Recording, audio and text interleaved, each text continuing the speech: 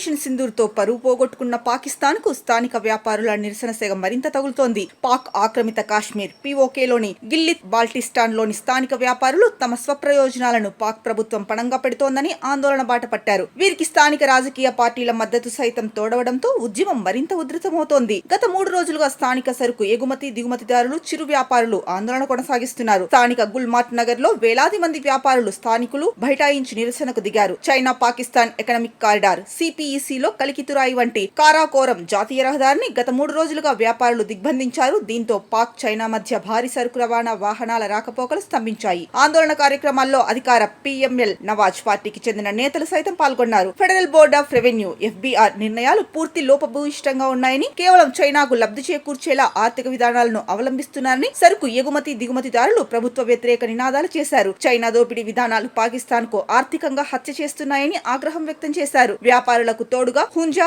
సమీప పట్టణాల నుంచి వేలాదిగా విద్యావేత్తలు, పౌర సంఘాల ప్రతినిధులు తరలివచ్చి ప్రభుత్వ వ్యతిరేక ఉద్యమంలో పాల్గొన్నారు. 2023 అక్టోబర్లోనూ గిల్గిత్ బాల్టిస్తాన్ ప్రజలు భారత్ అనుకూల ఉద్యమం చేశారు.